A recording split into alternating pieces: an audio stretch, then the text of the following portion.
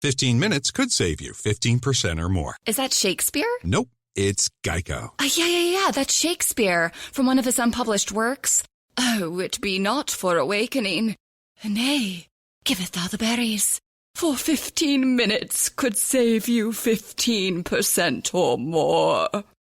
Nope, it's from Geico, because they help save people money. Well, I hate to break it to you, but Geico got it from Shakespeare. Geico. 15 minutes could save you 15% or more. 911, what's your emergency? She said the dam broke. Anybody out here? 911 returns. We have to hope for the best. For the biggest season ever. Push through the pain. 911, new season Monday, January 18th on Global.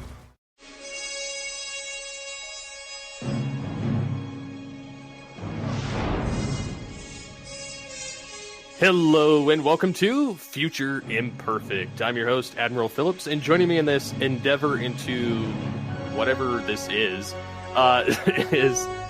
the rest of the panel. Go ahead and introduce yourselves. Mike the Birdman, and I am the Lieutenant Commander upon this flying garbage scow that somehow is in Starfleet, but I'm not alone on the bridge of this thing, joined by his own janitorial ship among the stars. No. No. It could be infinitely more interesting than what we're getting right now. I've been saying, what was it for the last year we've been recording these? What was I saying every single time? Oh, I would love to just be in charge of a garbage ship. I didn't mean for the whole show to become the garbage ship show. Yes, you got it, though. You got your garbage ship, and it's got a spore drive, and it's driven by idiots. Every single person on the show has massive psychological and emotional issues. And they deal with none of them unless it's Michael or Giorgio. No, they don't deal with them. They just... It's the equivalent of watching one of those 1970s talk shows where everybody smiled and clapped and laughed at everything everybody said, even if it was just you could be talking about how horrible your life was and everybody's like, "Ah, you're so amazing!" Clapping hands. That's so we've already jumped into this from garbage scow to unbelievable pain. Yeah, I got to a point where I was not only just trying to watch it and then fast forwarding parts that I thought were boring. I had slouched so far into my seat I couldn't get out. I was just, I'm dying watching this show. So if you guys haven't guessed, we're going to be talking about Star Trek Discovery Season 3, which is airing across Netflix, Amazon Prime, Crave in Canada, and multiple places across the world. But it's obviously not the only thing we're going to be talking about here on the show. Just to kind of give you guys an idea, we've been taking the show in chunks, so we don't just give you the week-by-week, blow-by-blow of what's happening in Star Trek Discovery. We also talk about other things on the show. I know all of us here watch Star Wars' Mandalorian, which, if you are watching the latest episode, which is the second to last for this season, featured Bill Burr coming back as his character Mayfield, which is... One site described it as Mayfield's arc in that episode was more significant than most of the sequel trilogy, and I can't disagree with that. Bill Burr has been in a total on-screen time, because he had more in this episode. Yeah. Maybe 30 minutes? Yep. And he's a more interesting, likable, and well-fleshed-out character than 3 seasons of Discovery of any character. Yes, yeah, it's kind of amazing. Like Bill Burr's character of Mayfield just has this great emotional arc. You get enough of a info dump from him about his background as an Imperial sharpshooter and how that all kind of led to him watching his unit get destroyed. There was 10,000 people who died. In Space Boston or wherever he's supposed to be from, because he can't shake that accent. We constantly get told about Discovery, though, that there are characters that are having such amazing story arcs. And I don't see it. Well, you know what it is? It's like a CW show, but it's even worse. It's so surface level, but people are attaching it's like they're using their imagination to see things that aren't there. See, I don't know whether I agree with that entirely, and here's what I mean.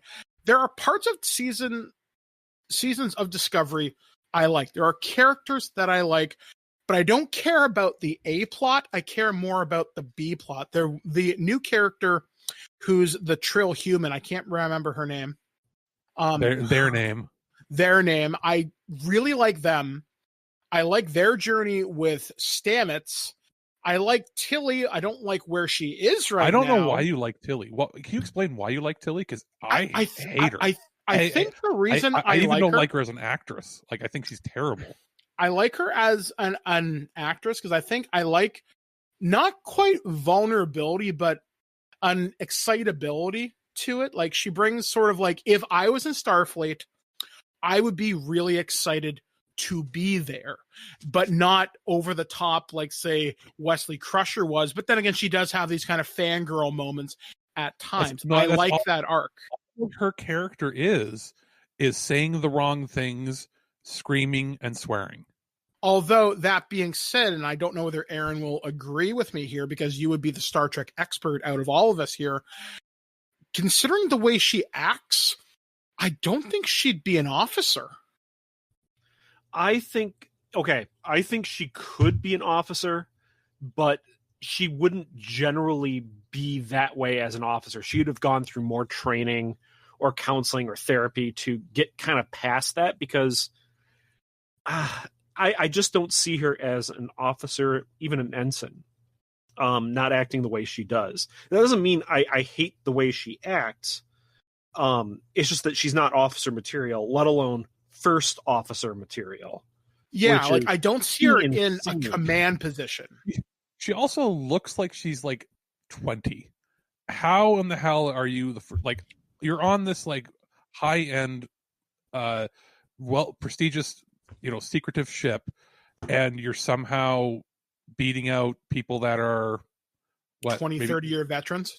Yes. I don't know if I have a problem with that, because I mean, age might not have anything to do with skill level or competence. But the thing is that Tilly doesn't seem to be confident, or, has the skills that she needs to actually do her job. Yeah, because my skin crawls every time she's on screen. Every time who? Tilly. Yeah. The thing about Tilly that I don't like so far, the fact that she was made first officer, is I don't think she would be responsible if she had to order people to die. And part of command is knowing that your job may require that. And I think part of it is one of those things where it just doesn't work right. And she's just not communicating with her crew that I'm confident enough to lead you. Do you trust me? And I may have to ask you to do the impossible, even the sacrificial things at some point. And I don't see her inspiring confidence in her crew. I see her inspiring confidence to, hey, Tilly, we need to fix such and such a problem on the ship, but not, hey, there's 50 Borg drones over there. I need 30 of you to go hold the line. She would fit more in the lower deck show than she does on the crew. Like, well, she's too uncertain about herself to be in a power of remember that they actually had a whole scene in order to prove that she's competent and respected enough to have that position. But she's not. They just had everybody say that she was. They don't show that they feel that way. They just have all been written to be that way. Yeah, figured it out, guys. Tilly's never shown that. I kept saying this was a CW show. It's not. It's a Lifetime or Hallmark Channel show. Yeah, it's masquerading as Star Trek. Yeah, because CW would at least give more plot and make them actually have a reason to hate each other or like each other. Everything here is either everybody cries every single episode, and it's not earned. None of the reactions are earned. Everything is either it's so saccharine or over the top sweet. Everything here is emotions amped to the max and manipulative to the point where there's no logic.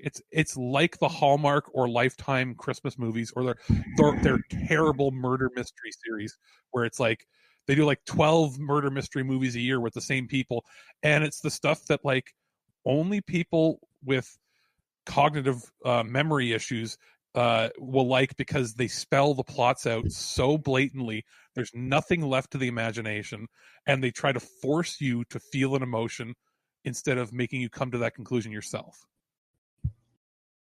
Yeah, everything about this show just doesn't feel like regular Star Trek. We can go into each episode and what's wrong in each episode. But I mean, in the previous podcast, we covered just the first 4 episodes, and there were already problems in those first 4 episodes. Yeah, but the first 4 were at least somewhat likable.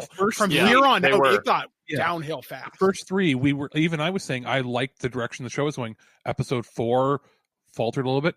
5, I'm like, whoa, what's happening? And then 6, 7, 8, and 9, I felt like just, grabbing my clothes and then just walking into the forest, never coming back, and freezing to death, like I was in The Shining or something. When I watched, I just couldn't be around it. I'm so pissed. When I watch any of these episodes, and I've gone back and I've watched like original series episodes, I watched some Voyager episodes during this season so far. Like I've just gone back to kind of cleanse my palate. I've always been able to find at least 1, 2, 3, 4 things in an episode. Even like Spock's brain, for God's sakes, and that's an awful episode. I've been able to find like 1 to 4 things that are positive in those episodes where I can go, oh, this was really nice. I have never before come across an episode of Star Trek where I couldn't find something positive, but I finally did with the latest episode, Terra Firma Part 1. Yeah, I think I told you guys online, it's the first time a Star Trek episode has actually made me feel nauseous. Like emotionally distraught and physically nauseous from what it was trying to accomplish. That's the one I had to fast forward through just to see the plot because I hated it so much. I do that every episode. This is something that I noticed because I'm more of the casual fan than you 3 are. And I'm more emotionally invested in certain characters, but this is something I've noticed, especially in the last 4 episodes, because how I do the research for these Future Imperfects is I watch everything at once that day. I let everything marathon so it's all fresh in my head. And I want to be able to reflect on it in the moment.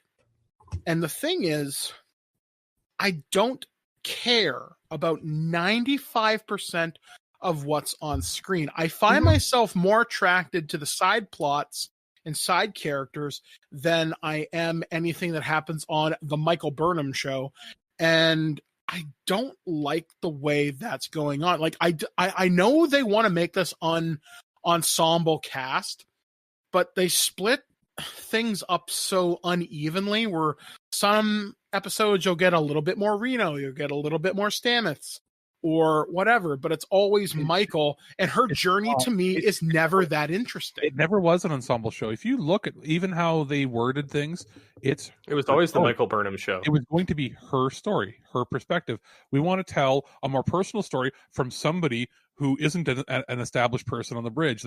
They talked about that before it started, and we're like, oh, that could be interesting. And then we realized that it's the worst written thing I've ever seen on television. I've never seen a show that has this kind of budget squander it on horrible. You know what it is too? It's bad casting. I feel like if anybody brings up that's bad acting, bad casting, bad writing, you're just told that you're toxic. And I'm like, but I'm not. I might say bad right. I don't know about bad casting because I like the actress that plays Michael, Sonequa Green, I think it is. I don't really care for her. Don't tell me that they couldn't cast her with a better actress and the show would be marginally better. I'd be curious to know who else might have been up for the role. She when they tell her to go off the rails, she hams it up too bad. Worse than anything Shatner ever did. Ever. Yeah. I wanted, like, this is going back, to the beginning of the season, but I wanted to smash my TV with a hammer when she was acting drunk in quotes. Yeah, that was a little terrible. Yeah, that was over the top. I found that funny, but over the top. That was Disney Channel bullshit. I'm surprised they let that through. See, here's my perspective on it, guys. Like, we've had two full seasons and 9 episodes in the 3rd season. And I finally figured, the acting, it's okay. Some episodes, the actors and actresses do good. Sometimes it's bad. I think the directors, when you can tell the quality of the directors in the show, like when Franks is directing, things are actually generally better. You can tell that there's a quality director behind it. The problem is, and I looked at this in this last episode, in the credits, the opening credits, there are 7 actors listed. How many producers are there listed? 22. Oh my God. That's a room controlled executively by Suits. This isn't just the case of too many cooks in the kitchen. It's like created by proxy. It's not even, there's no vision. If you look at there's no vision. There's no vision. There's no ability for anyone to actually. Whoever writes the episode, I guarantee you, what we see on screen isn't what they wrote. It's been interfered with 100 times because some of these people, some of these writers, are actually writers of Star Trek novels. Like, you can say whatever you want about some Star Trek novels are terrible, and they've been some of the worst episodes, which is what got me. I was like, how are you letting your name, like, why isn't every single episode written by Alan Smithy? Yeah. Now, let me ask you guys this. What are the episodes you guys like so far? I'll give you my top 3 from what's 3 are the only ones I like this season. I like 2 and 3 and the Trill one. Those are my top 3. I like none. I honestly have not liked a single one. I would say, like, the top rated out of 10 of all of the of this season so far is the 2nd episode, and I gave that 2.5 out of 10. I think a lot of the problem with this show, as we're kind of discussing right now, there is no unifying vision. And I can't tell you what, I mean, obviously they want to solve the cause of what this burn thing is, which to me, it sounded like it was a lot cooler from the trailers than what we're getting. It's basically the universe ran out of gas, but whatever. I have a sneaking suspicion, and I said it earlier, that we thought like the burn was going to be something that Michael Burnham did. I don't know if it's going to be that. I'm thinking they're going to try to tie this together with the Kelvin universe, and it's going to be Spock going through time fucked everything up.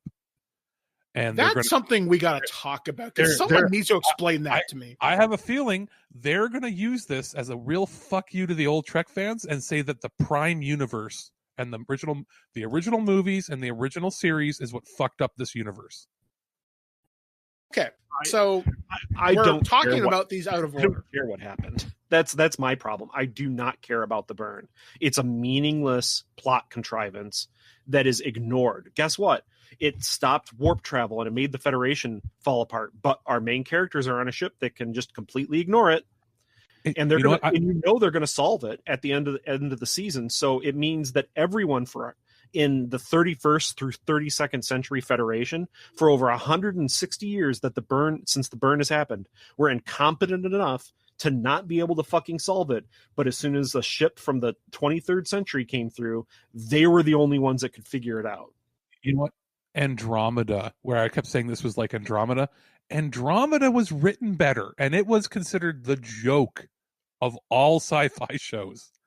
At least in that one, the explanation was it was quite literally the fall of the Roman Empire. Things, basically drifted apart, fell apart through entropy, and it also didn't go, oh, it's been about 100 years. In that one, it was over 1,000 years that things had fallen apart. So it would make sense that people even forgot that it existed. Empires, that are that vast and large can fall, and it falls into, distant memories or myths.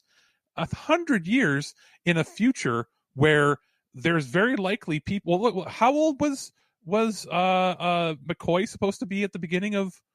I think 130. I think. Yeah, he's so like 130. That could literally be. There should be people in this universe alive from before the burn. Yeah. That and are Vulcans healthy- would that are easily healthier. So, yeah, Vulcan's easy. Yeah, so bullshit on how nobody knows anything that's going on. And here's the other thing that ties into it. Subspace communications is still fucking fine. They're all okay. So everyone can still communicate with each other. So why did it fall apart? You have replicators. You can have whatever material you need to exist on a planet and continue communicating with everybody. There's no reason for things to fall apart. And you can't blame this on, they can't say that, if they come out and say that this is to do with coronavirus fucking up their plans, no way. Absolutely no way. This was written and they had this planned. They had everything done before anything happened. It's just, it might have affected shooting schedules, but this is the latest victim of what I would call, the bad robot, but also the lost-itis, which was, look at how they wrote Lost. Everything was MacGuffin. The season arcs, where everything was to keep you wondering, like mystery. We're inching forward to this mystery. And once they did that and it was successful, every single TV show followed suit because it was lazy. We lost the ability to have like one-off episodes, or like they lost the ability to weave a storyline through a season and then have individual episodes that don't necessarily cater to that, with the exception of, like, the only show that still does that is like Law and Order, because it's been on for 22 years. But we lost the ability to tell individual good stories every episode. Everything has to be serialized now. Why? You don't need a serialized program when you're binge watching on a streaming platform. People think that you need that. You need that for a mini series. If you're going to do 6 episodes and tell one story arc, okay. Yeah, then okay. But if you're doing a whole 13, then you don't. Yeah. Every single season of a show does not have to be a serialized show. And they're doing it because they're lazy, because this means they technically only have to write one episode and then that's just stretch really it out. long. Yeah. This entire show feels like one long episode. That could have been 6. Yes. Or you know what? Why couldn't they have done this whole season as 3 90-minute movies? You could have done the whole thing. Stretching it. I think that's even stretching it. I think, yeah. Out of 9 episodes so far, I honestly think there's maybe 1.5 episodes of material here so far. Maybe. A movie, a Kurtzman movie. I think they had a cool idea that was written down. They're like, okay, here's what we're going to do.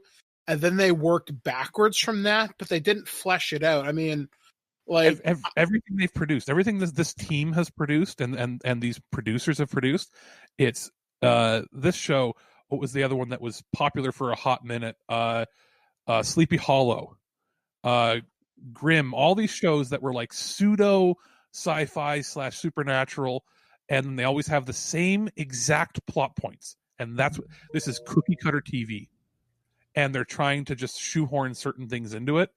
And there's no reason for the show to exist. It's not fulfilling a purpose anymore. Star Trek always had some purpose. And this is purposeless. We have it's like season 1, we have one plot. Season 2, one plot. So we've gotten nearly 50 episodes. It'll be like 40 episodes or something like that by the end of the season. And we've had the equivalent. If you take out the filler, and we're not talking about... We've had 4 episodes. Yeah, without the filler being like character development, there's barely been any of that. You've got maybe what would have accounted for each season is like the TV movie that they used to do in the later seasons of Next Gen, where it would be a double parter. Like, that's all we've got. And then they just fill in the rest with crap. Meaningless shit. Like, it's literally meaningless. The only episodes that had anything interesting involving with them were seasons 2, where they brought in the Enterprise.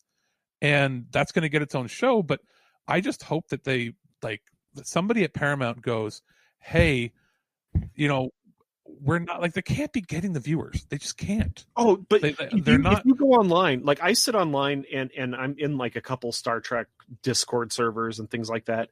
There are people that absolutely love this show and think the characters are so deep and developed, and they gush over the plot. And I'm like, what are you watching? Yeah, like I don't even want to bother engaging, because even asking the question of what is it that you're saying, like how, like not just how do you like them, what do you like about them, and what made you come to that conclusion, people won't answer, or they're skin deep, so shallow they can't give a proper response. And the only reason that they're saying that is they like them because they're the people that watch those Christmas movies where the Christmas movies music tells you that you're supposed to like it. That's all this is. I don't even like the camera work this season. No. What's funny is one of the Discord servers I'm on, it's for a Star Trek sim that multiple people write for, and it's infinitely more profound than what we're getting on this. But the people, it's funny because they have a positive and a negative spoiler area for Discovery and Picard and whatever. With this recent one, they were like, this is so deeply, profoundly bad, spectacularly bad, a special level of bad. This is an example of how not to write Terran's or Mirror Universe story. And they were talking about, if you're going to do it, don't be dumb. And the fact that, Giorgio's basically wasted, saying, I'm evil, her, look at me. And they were like, when they suggested locking her up to die, that he was like, I'm all for it. I have no reason to like the character. Well, they even made it cartoonishly evil. Yeah. She's been with this crew for, potentially what, I don't know what timeline is in the show. Wait a minute. Yeah, it's been we've watched 3 years of the show, and hasn't everything taken place over the course of 2 months? Less than a year for sure. Yeah. So Giorgio has been every day she's only been on Discovery since right before the end of season 2. And you can maybe say there's been about 3 months where she's been on the ship. And every time we've seen her, every single time, she's insulting. She throws crap on people, literally just knocking food onto Tilly. She laughs about violence. She commits incredible acts of violence. And somehow, and this is the thing that got me physically ill, that you have a character that is the representation of a fascist dictator in this show, right? She was the empress of the Terran Empire. She ate people. Okay? She committed genocide on planets. And as she's dying, they're gonna beam her down to a planet to go to this stupid door that might cure her, right? Because first of all, why the ship is so stupid, they see her and go, well, it's the Mirror Universe version of the captain we liked. Yeah, and then Saru of all people, he knows that she ate Kelpians and insulted him. The last time she saw him, she was insulting him backwards and forwards. And he comes down and refers to her as the Emperor and wishes her good luck. And then Tilly gives her a hug and says, "Oh, I've you've made me a better person." What in the fuck is going wrong with the writing room to get this? Would be like me shaking hands with Hitler and saying, "Good luck, Das Führer. I hope you don't off yourself in the freaking bunker." It's I'm serious. It's sickened me. That was where I wanted to turn it off. That's when I fast forward the rest of the episode, because it got to the point where the writing room, they obviously, it's like they got their contract for the next season and then they just don't care. Is it a question of them writing now and then going, this is so bad, let's see if they make it? Well, this is funny. This quote actually talks about it a little bit from this Discord server. It says, the thing about the Mirror Universe that it's deliberately ridiculous. It's just basic high concept story. What if the heroes are evil? The problem is that it's too simplistic, so you end up with shallow characters rather than characters. That's fine for shameless fun like how TOS and Enterprise did it. But Discovery needed to put actual thought into these stories and characters. Yeah, they're evil. Why are they evil? Discovery just shrugs its shoulders, puts the actors in leather, tells them to choose some scenery, then calls it a success. The whole thing is bizarre. It's not fun, and narratively, it has almost nothing to it. They have a kernel of an idea in the Philip Michael thing, but they have no idea what to do with it, so they're just flailing around aimlessly. Not to mention, I have a serious problem with the costumes this season. The Mirror Universe looks like it's a like from a spoof movie, from like a Zemeckis spoof movie of Flash Gordon.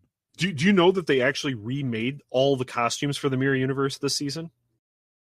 They look worse. Oh yeah, they look worse. And have you also noticed overall this season the general low quality of all the ship effects? Yeah, and the lighting.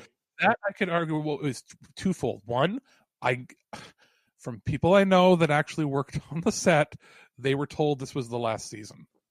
And then the last minute, Paramount came in because of them shutting down the network and starting up Paramount Plus. So I would be surprised if the next season looks a little better, but that's one part of it. The other part is I could see how COVID affected it. So production-wise, I can get that the special effects maybe weren't going to be the same quality. Why? You can do all the special effects from home. You can if you're competent, but because if you watch Trek Yards, right? Like there's a YouTube series called Trek Yards. I really like these guys.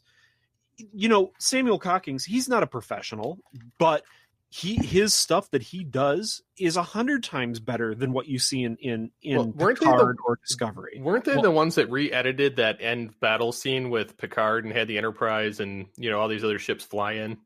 Yeah, and it looked a whole hell of a lot better.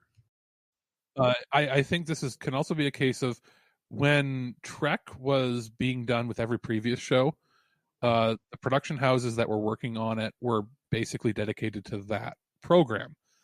Same with how Stargate used to do it. They had an effects team. The effects teams that are working on this show, I think, are juggling like 3 or 4 or 5 projects at once, and they're just outsourcing things, lowest common denominator. Like the whole attitude, it seems, of Kurtzman's production team is it good enough to air that we won't get in trouble? Like everything here feels like a first draft. Every episode feels like a pilot. Feels like something you'd retool later on. Folks, if you can't tell, like we haven't even really talked specifically about any of these episodes because there isn't a lot to talk about that is worth talking about. Right? Feels wrong. It's not me, and you guys. We're not just complaining because we're toxic old fans. Something doesn't feel right about even the look of the show, the sheen of the show. Everything feels kind of plastic looking. Everything, there's no emotion to. Even the cinematography isn't good, and it was sort of new and innovative when it first came out. They tried to, I guess, mimic the movies, but on a lower budget. Something about how you always feel like you're a spectator in the show. Yes. So when they're showing like Giorgio getting tested and everything, it always looks like I'm sitting in my room watching on a projected screen. There's nothing in the show that pulls you in to make you feel that you're with the cast or that and it's probably the lighting is a big factor. With everything being so dark, what ship would have everything be so dark and so saturated? Like wouldn't you want bright lights and have everything clean so that you can see what's going on the ship? Everything seems like you wouldn't be able to get your job done because you wouldn't be able to see where you're going. See, but there are so many layered problems in this show, and I agree. There's lighting, but it all boils down to you can have shitty plots, you can have poor production, as long as you have characters that are actually well written. You can even have bad actors, as long as you have good written characters. But there are no characters in the show. Farscape was low budget. I mean, it had the Henson puppets, take it or leave it, whether or not you like that style. But that was a show where it was clearly the writing and the acting shone through. Even when they hammed up certain parts in certain episodes and went over the top, it still felt like you were with like the show. You weren't watching a show. And something I don't know how. Cared.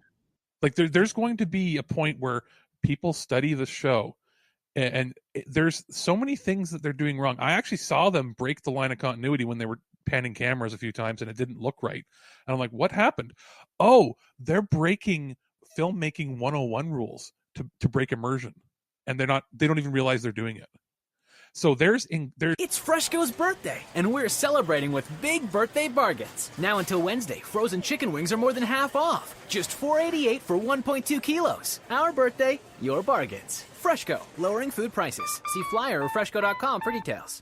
Listen for the MMP 3-Minute Debt Break. It's a 3-minute podcast with tips, advice, and techniques to help your bottom line. Here's what's streaming now. When is the best time to manage your debt? Right now. Listen for helpful, timeless tips you can use no matter what your current circumstances are, and help regain control over your finances. A better look at your finances, 3 minutes at a time. Find the MMP 3-Minute Debt Break wherever you listen to your favorite podcasts. And for the road to financial success, connect with MMP Debt at 310 Debt or visit mmpdebt.ca. We're at a point now where I don't even think it's a directing thing. I think it's just the whole crew is incompetent, and they're doing what they think they're supposed to do, but like there's not a single vision, like you said, for the show. There's not a who is the guy that's in charge of Mandalorian with Favreau? Is it Filoni or Filoni? Yeah, there's two people on there. One is basically helping with the art direction, which would be Filoni. And then you've got Favreau as the head honcho producer, and everything has to go through him. Mm-hmm. There are individual producers for individual episodes, but everything has to follow the plan he set forth. And that he's not as hands-off as people think. Well, the two of them together have created this great program that even something that's 30 minutes long or, 52 minutes long is equally as enjoyable and memorable and not filler. And you can't tell me and there's people on that show that are not good actors, but they get great performances with what they're given. Pedro Pascal is great, obviously, but you've got people. What's her name? Gina Carano. Gina Carano. She's not a good actress. No. But she does her physical stuff well. Yeah, she's a stunt woman. But she fits, and you know what? It's fine. In fact, the acting's better than some of the Star Wars movies, and even the originals. Then you go, say what you will about the Orville, Seth MacFarlane rules that with an iron fist, and every episode starting in season 2 was consistent. Once he had Fox out of his hair telling him that it had to be a comedy. And you look at other successful shows. Even like Game of Thrones, the reason the last couple seasons, especially the last season, got a lot of flack was there was a point where Warner started to try to interfere and said, well, we've got to wrap it up. We have to have it done. So they had to rush some of the writing out. But the show's look and feel was still consistent. Every episode here feels like it's made by a different person. Like there is, but you know what I mean. But every show out there, you watch like Law and Order. It's every episode will have a different director, different crew, different all that, but it still has a consistent look, feel, and tone. And they because there's somebody in charge that makes it look and feel that way. Whether it be Dick Wolf or some of these producers, they have a certain feel where you're like, oh, I know it's so and so's show because it has that feel. This show doesn't feel like anybody. It feels so scatterbrained. And plot wise, we haven't really gone over much, but it's what's really happened. They have some data about the Burn, the Vulcans, and the Romulans. No more than what they're letting on. All of their makeup looks wrong. The Andorians look terrible. Well, okay. I would think here is where I'm a pretty good litmus test of this. This show. You guys are hardcore Trek fans. I'm not, dude. I'm really not that hardcore. I am somebody way more than me. I'm somebody. You've seen more episodes than I have, which is weird. I know. I'm somebody though that I'm not a hardcore fan. I just want some consistency in my products. And the point I'm trying to make here is, if you asked me to explain this season of Discovery, I can. All I know is it's about the Burn, Michael Burnham. They went forward like 1,000 years. Okay. That's all I can really tell you. Oh, and Starfleet sucks. And David Cronenberg's there for some reason. Yeah. And she has a boyfriend who has a cat who in all of the trailers made it seem like they were central to the story. And they're in a total of 3 episodes. Yeah. And Although I will give a plus to one episode where the cat and the Andorian have a scene together. I did have a good laugh at that. Oh, where he's going, what is it? But again, I love that because it was so dumb. But Mike, you're looking at it from a single scene. How did that scene make sense in the show? It didn't. All it did is that they tried to pay off something with Detmer, and unless you've stuck with the series the entire time, you don't know that she's a pilot with PTSD. No, she does not have PTSD. That's the problem. Just because they say she does, they haven't written her to actually. Yeah, exactly. They try and tell you that, but they've never shown it, and then she magically just overcomes it, which is great, I guess, but it's not earned. And that scene with the cat, Mike, it was a very cheap Stargate. It was a very Stargate joke that would fit with the tone of Stargate and what they've established in that franchise. Yes. It does not fit with Star Trek. Absolutely. Whatsoever. Completely agree. And that's like we've all talked about. There's no unified vision. There's no unified feel with this. The internal consistency with this series is very off, and it's very off-putting. As I wrote on Facebook today, I'm very disinterested because I don't care about what's going on. And that's, as we've discussed, I am not an old fogey Star Trek fan. I want something exciting. And in the first couple episodes, I was, okay, this looks interesting. And the only episode I've liked since then is I like the Trill episode because, okay, that's something different. And I like the episode where they go to the junk planet and scavenge some gear. I thought that was okay. Everything else I didn't like. The cat scene with the Andorian. Do you know what that character basically was? What? Almost the same character that we saw in The Mandalorian. That's the blue dude. It's the same Horatio Sands or whatever. Yeah, the same tone, and it fits there. Why? Because it fits that tone, and it fits in that world. It seems out of place. They're hodgepodging things here left and right. They're pulling. It's almost as if somebody in the writing room is like, you know what, this is a funny scene, but it doesn't fit. Oh, we'll put it in because it made the producer laugh. Yeah, and you're right. There is no unifying vision. There is no series Bible for how this show should be laid out. And what I don't like is when somebody brings it up, not just to the fans that are, super, I would say they're toxic by like just dismissing and harping on people that complain. But if you bring up, if a critic brings up something that they didn't like about the episode, which still is kind of rare, I don't know what's going on with the critic media now where this has become an okay TV show. But if they do bring up those that do bring up problems with it, whenever you hear Kurtzman and people talk about it, they come across as smug and then not just dismissive. They're active. It's almost like Trump. They're like they can do no wrong, and it's everybody else's problem, and that you just don't get it. Yeah, that's definitely what I feel that they're doing to the fans on a whole, is trying to make them feel bad for disliking something that actually sucks. So yeah, like it's I didn't mean to cut you off, Aaron, there earlier, but we're just frustrated. You're fine. No, I'm very frustrated with the show because I will say I am a super fan of Star Trek, and I've said to you guys like off the podcast. This pains me because Star Trek means a lot to me. I mean, I write for Star Trek. Star Trek I grew up with. It means a hopeful future. It is there to show us what humanity can be and to explore morality that we might not, problems with morality that we might have in certain situations or coming up with quandaries that should make us think.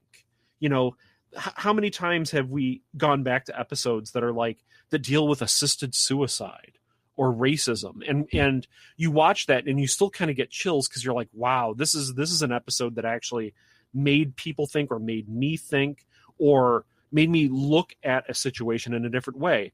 But you never get that in Discovery or Picard. But you don't have these situations. You don't have episodes that make you think. You have episodes that make you question what the people were thinking when they wrote it. Yeah, the show's not about making you think anymore. It's about making you feel or else. It's about action set pieces and a cool idea, but it never goes beyond a cool idea. It's never, this is a cool idea because of whatever. It's not as well thought out narratively as I wanted to. I think some of the strength of the previous Star Trek series, as we just mentioned, it makes you question things, it makes you think, but you also had characters in some ways you could relate to. And here, I don't feel any relation to the characters. And it's not that everybody on the show is bad. I just don't think the writing is strong enough to give them depth. Until recently, when Saru went crazy, almost everybody except for him, I would almost argue, is a bad person. Is there anybody good on the crew that is genuinely good and not selfish or mean or rude to people, other than, I guess, Dr. Husband? And even then, he's selfish. Mm-hmm. No, you're right. Anybody that is a genuinely good person on this entire show? No. They all hate each other and they're snippy. Yeah, and I think that's a weakness in writing, because I don't see a lot of interpersonal development. They have moments where it's given during dialogue, and it doesn't always pay off in the way that I want it to. And I think of this scene in particular because I saw it today. Stamets and Hugh are in bed, and they're having a conversation about the Trill person, and they're saying, well, this person is confiding in me. They're a teenager, but they're a genius. And they're alone just like I was for a while when they lost someone they loved. And Hugh says something along the lines of, does that remind you of anybody? And he's like, I guess that's me. And but say it took you 3 years to get to this moment where you have a moment of character. And it's killed with having the camera constantly moving. Yeah. And that's how is a show, sorry, I'll pause this. How is a show with so much camera movement, so many quick shots, so much constant moving with lights and everything, how can that show be more boring than the static cameras that we used to see in Star Trek? They managed to do it, though. I don't know how they do it, but it's more boring watching when it's constantly moving. Nothing sits in. No emotional moment is ever able to set in because the camera never sits on somebody for more than 2 seconds. There are a few moments, but they never linger. Yeah, no, you're right. The camera movement constantly takes you out of the scene because you can't sit there and watch the scene and be a part of it because you're constantly moving. Yeah, like there's one scene, again, referring back to Stamets and the Trill, they start playing music together, and he says, and he's playing something, I think it's on the piano or something, and he says, hey, I'm going to show you something in, I think, G minor. It's real easy. And I wanted that scene to just be a few more seconds longer because I think they really could have pulled something out of that. And I think the actor who plays Stamets, I want to say his name is Anthony Rapp, and I'm not 100% sure on that. Yeah. That guy can pull emotion out of a scene when you let him. And Discovery always has him being snippy and sarcastic, which he's fun and funny, and I think it suits his character. But I want to see more of his emotional development with him and his husband, him and the Trill person. And I don't know, just I want more of the emotional stuff, but I want it to be earned. Like I feel that it's too much emotional stuff in this. Like I know what you mean though. You want heartfelt moments that aren't superficial, manipulative. Yeah, exactly. Like I want something that makes sense. And the thing is, as much as this wants to be the Michael Burnham show, I don't care a lot about some of her journey. Some of it I do, but not a lot at all. Saru's stuff, I get some of the uncertainty of being put in command. I get that. I guess I used to be about Saru. I used to say give Saru a lot of leeway, but after this last episode, fuck yeah, him. that was like so obviously we're not going to discuss the plots of most of these. We sort of skimmed bits and pieces. We'll talk about the plot obviously of this last one, but what I want to say even more so in how this season has sort of prodded along, and we keep saying that nothing's really happening, for them introducing some really high concepts and big ideas with with how the universe is and everything. How can this show still feel so small? Mm-hmm. Like do you notice that they're not really going? They go to like the same planets, the same places. It's starting to feel more and more like a sci-fi TV show, like on the Sci-Fi Network, where they're hampered by such a low budget. I think it's episode 5. You get to see a really brief image of a map in the Admiral's briefing room of like where this starbase is, compared to like where Earth and Andoria and Tellar and the Ferengi are. And it turns out like 90%, well, almost all these episodes, except for this last one where they jump to the other side of the galaxy, it's all basically taking place 20 light years around Earth. Seriously? No, I'm not joking. Yeah, I'm serious. Like the Emerald Chain is just the Andorians and Orions in a long chain. There's like the Romulan remnant you can see on it. There's the Ferengi trade zone, which is right there. But yeah, it's only about 20 light years, a 20 light year bubble. Which is what they travel in, what, like a minute? Well, no. I mean, if you want to get down to it, like at Warp 5 in the old TOS scale, that's like maybe 2 months to get across. Okay. But that's the old TOS scale, so that's like, in TNG that's maybe a week, and for 32nd what about century, like closer to this would be Enterprise, right? Like Enterprise, didn't they travel farther than that in the first episode? Yeah. Yes, they did. Okay, so the other thing before we get into the plot of that last episode, leading into I guess the two-parter, is the biggest problem I have with this entire season is that archive of information, that living archive. Oh, it's the more I think about it, it's going to be connected. It's going to be the reason the burn happened, or it's going to be evil, or we're going to find something worse. We're going to find that control somehow copied part of itself into the AI of the ship, and that's what caused it. Blah blah blah.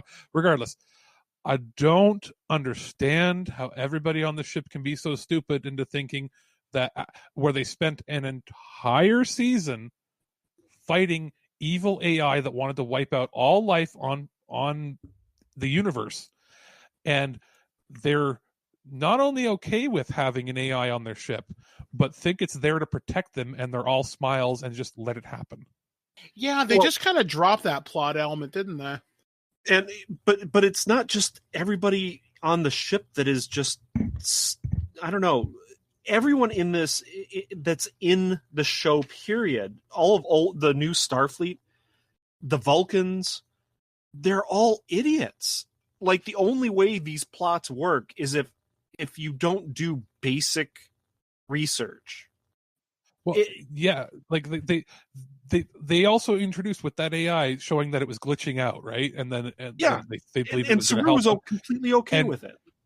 How that was not the immediate plot of the next episode boggles my mind. With a show that's supposed to be serialized, how that's just, hey, it's okay. The ship loves us. What do you mean? Yeah. The ship loves us. Now we're all going to watch Buster Keaton because the ship loves us. Excuse me. Mixed. You've got that.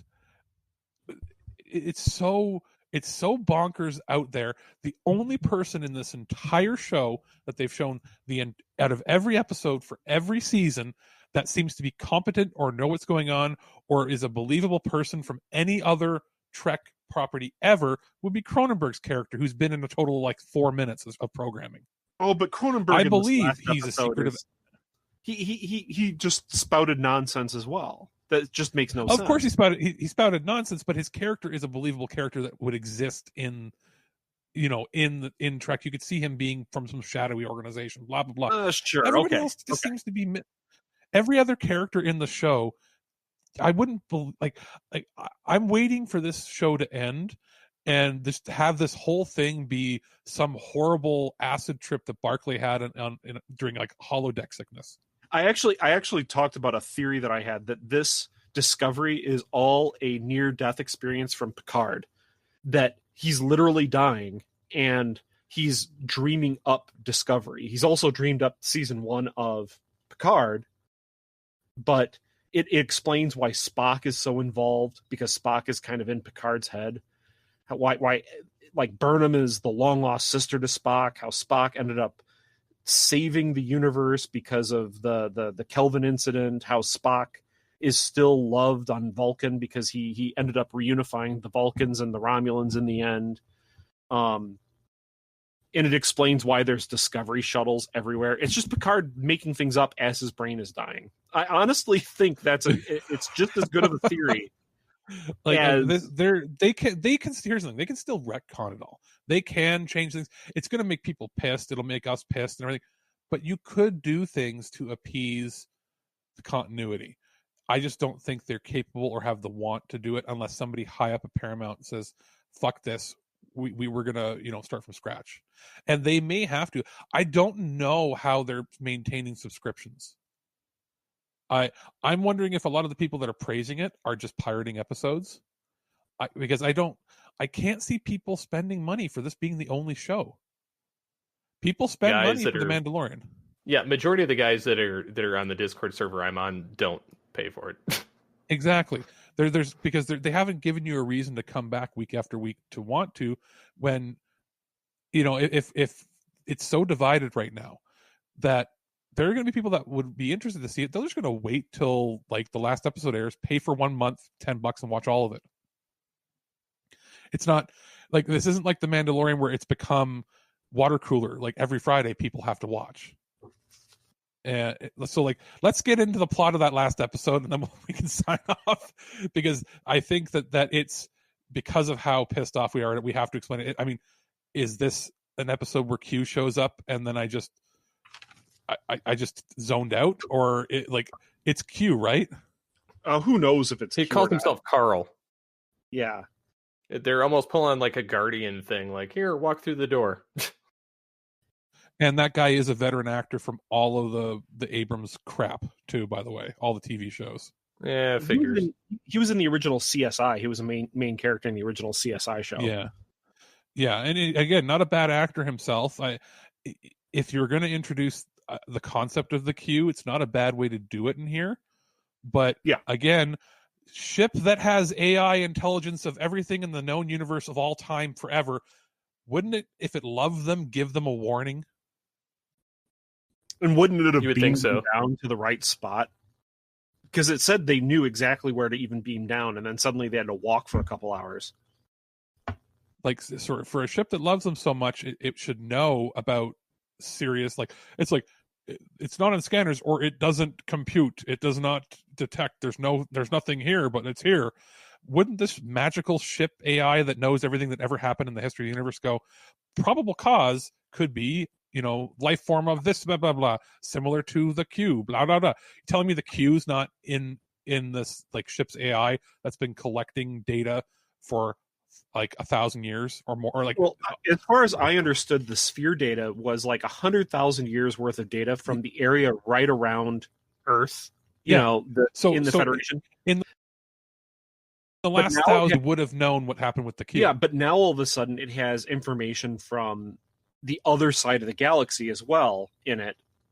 And now it's okay, well, now the computer knows everything. So now we can just solve all the problems in the universe. But they don't. But they don't unless they need to for the plot, and then they just do immediately. How are they not freaking out every second that this unknown entity could be stealing their information and using it nefariously? Because they're incompetent. When did Star Trek become Star Trek was always about optimism, not blind ignorance. But yes, so but, the new captain of Discovery thanks the Emperor and wishes her good luck, because that's optimism. Because like you said, Heil Hitler. Yeah, God, it sickens me. So that episode with Kraft or whatever, the one where it takes place, I can't remember when, but it can't be too far off from where they're at now. the short track? I have no idea. The short trek probably. Well, I don't know what they're going to have to do with the short trek because the discovery that they show in that short trek is not. It was in Calypso. Huh? Yeah, that is true. Yeah, but it's also you said it's a different looking Discovery. So like, obviously, they fucked up bad. Because what are they going to do? Strip all the new tech out of this thing, and they're going to have a parallel universe version again, or is this going to be a case of they wanted to connect it, they still think it's connected, but they still fucked up and didn't realize it? I have a feeling they didn't realize they fucked up by altering the ship. I have a feeling that you're correct. Because it says in universe far future, which if it's far future, then yeah. So the idea is somehow they lose all the tech off the ship. Does that sphere orb shit just be like blah blah blah? I'm gonna strip all this tech off of here, and I'm gonna go become V'ger or some shit. It's there's some sort of garbage with this, but yeah, the plot of this last episode, like we said, is Georgiou is dying. People somehow seem to care and actually don't want it to happen, even though she's done nothing but be violent and actually potentially ruined and nasty relationships with and like cartoonishly evil, like more evil than like you'd see in a stereotype from Flash Gordon. Then they go down to a planet. She walks through a door by some sort of created by like a Q type entity, and she walks through, and it's like 2001 Space Odyssey. She like walks into her what she believes to be her like the mirror universe, or her version of what the Prime Universe should be, and she walks off a shuttle. And am I the only one that noticed that when she walked through, like, shouldn't you have seen her walking through like an event horizon? She just sort of is there, and there's no more doorway, which is very. It's all in her head. It's all in her head. Yeah, she's not really there. Yeah, so she walks off, and then she's like, blah, and they're all like, Heil Hitler, and she's like, yay, and she's like, why am I doing here? Aren't all these people dead, or what's going on? And then she's like, oh wait, my personality has slightly changed because they've made me a better person in a couple weeks after I've been eating people and ruling and murdering thousands and millions of people for my entire life. Okay, and but remember, and then it leaves on a cliffhanger. But all the when I hear people saying, "Oh, look at all the character development that's happened with Georgiou," no, wait a second. The two things that they say are like, "Oh, look, she's not wanting to like off Burnham," and that she like saved Saru. Okay, well, wait a second. But it's always for selfish reasons. There's nothing that she does because she wants to. Yeah, well, first of all, from season 1, we already know that Emperor Georgiou has a soft spot for Burnham, and that's the whole reason there was a fucking rebellion in the first place. So there is no character development there.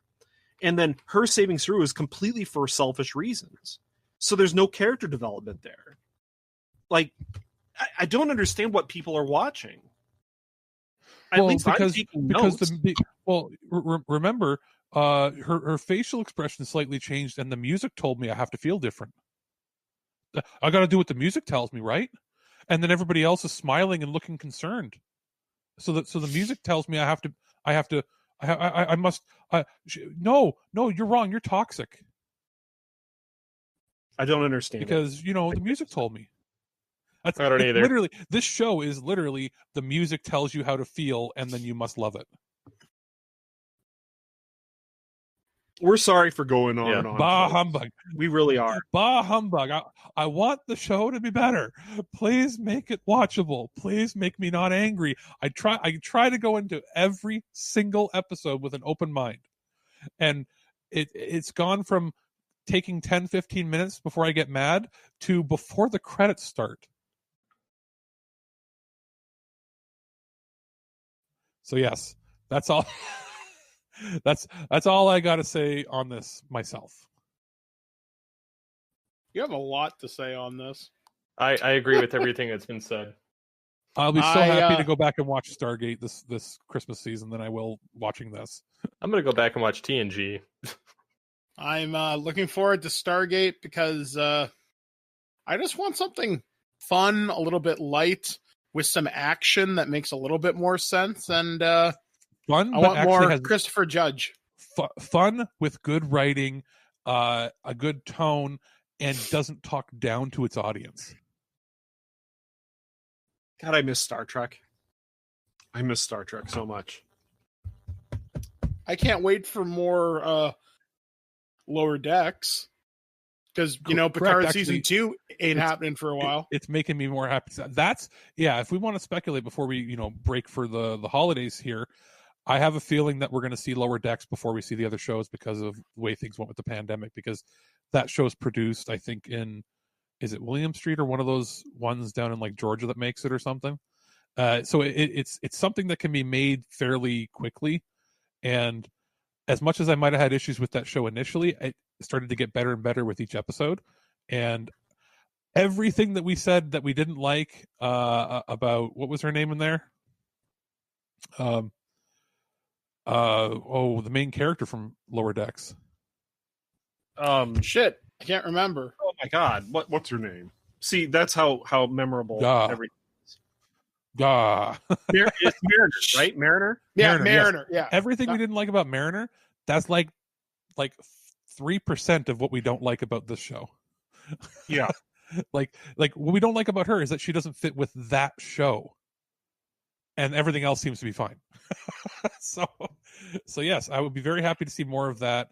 I guess we're going to probably break before, Christmas, and we'll come back because there's 3 more left?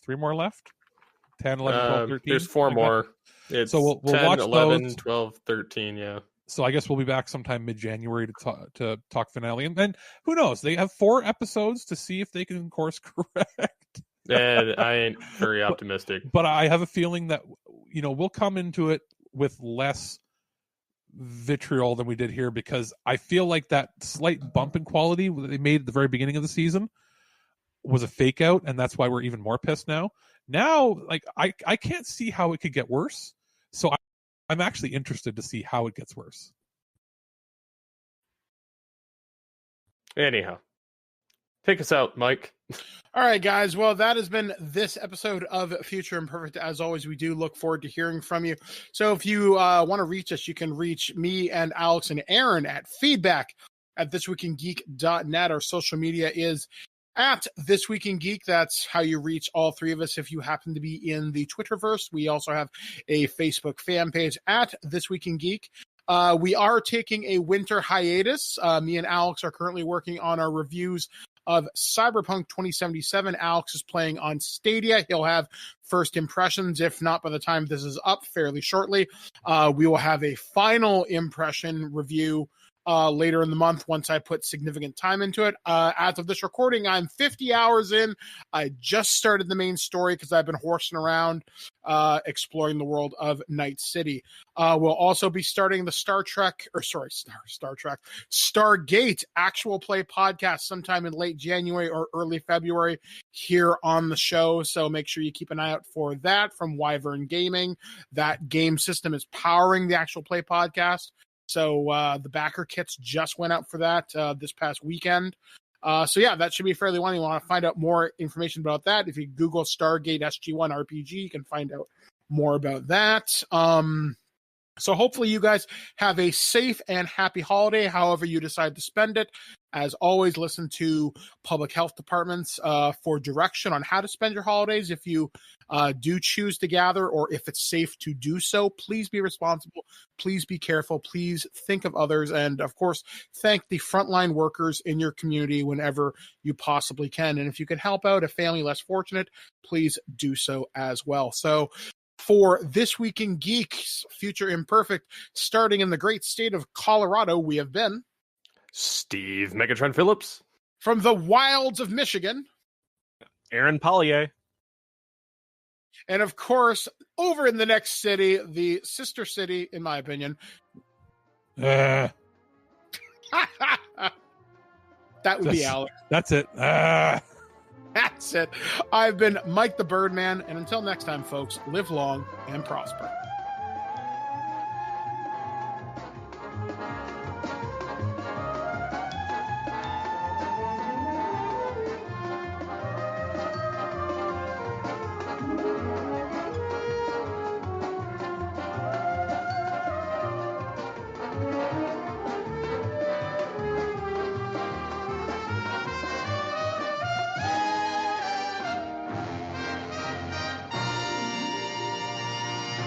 It's Wild Card Weekend, and you can follow all the action at BetOnline.net. For the first time in league history, 6 games are on the board during the opening round of the playoffs. Feature games Saturday include Indy at Buffalo and LA at Seattle. On Sunday, Chicago visits the Big Easy, while divisional rivals Cleveland and Pittsburgh square off. Check out all the action this week at BetOnline.net as the journey to Tampa gets underway. Always available online or your mobile device. Visit BetOnline.net today. Bring the game home at BetOnline.net.